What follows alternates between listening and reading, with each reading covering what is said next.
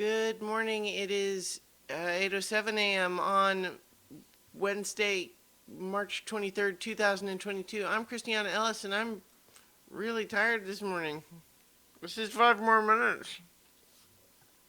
I don't know why I'm so tired. I went to bed I didn't go to bed early or anything, but I got kind of the same amount of sleep as per typical, and everything else seemed fairly normal except just this morning. The alarm finally went off, and I was just like, ugh, very draggy. And oddly enough, Rocket seems tired too. So I don't know. Maybe we woke up and went for a walk in the middle of the night and forgot about it or something. Um, I don't know.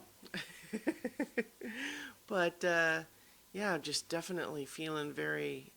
I wonder if I've come down with just like a little bit of something because I was noticing yesterday that I was having a little bit of sinus congestion in a way that is fairly typical of allergies. And so I still think that that might be the more logical explanation, especially just given the season changing and all. Is that I've just got a little bit of allergies, and maybe that's even enough to cause my body to just sort of shift into I fell asleep mode. I fall asleep. Well, shoot. There's a classic stupid video game line from Metal Gear or something. I feel asleep is what I think is the line. Anyway, that's not important. Although those Metal Gear games. I mean, I suppose we don't have any more Metal Gear games because Kojima has moved on. Although I did really like Death Stranding. I wonder what he's up to next. I could look that up, I suppose. We had a fun session of Dungeons and Dragons last night, which was a key example of something that's not necessarily obvious to people outside, but certainly as the dungeon master, I wasn't sure how the players were going to react to a given situation because I was portraying a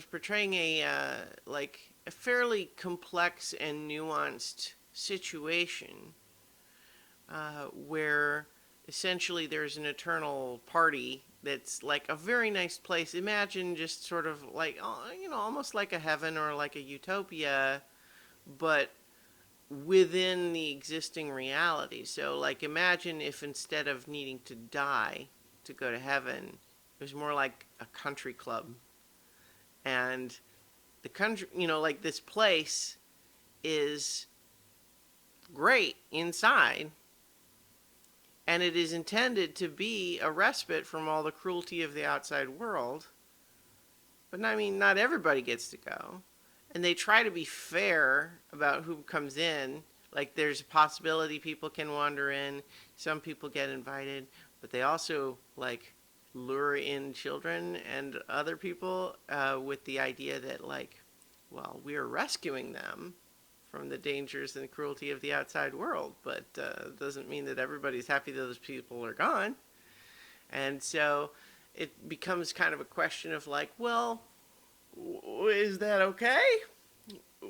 Should this place be allowed to keep doing that? Is that and so to a large extent, they're hearing about all of this from the perspective of the people who are very much like it's their whole deal, right? Like that's their idea, and certainly the people inside seem to like it there.